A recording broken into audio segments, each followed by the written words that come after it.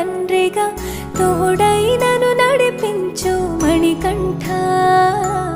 కష్టాలే తరిమినా కన్నీరే ముంచిన నీవే నాకు దిక్కు కదా అయ్యప్ప.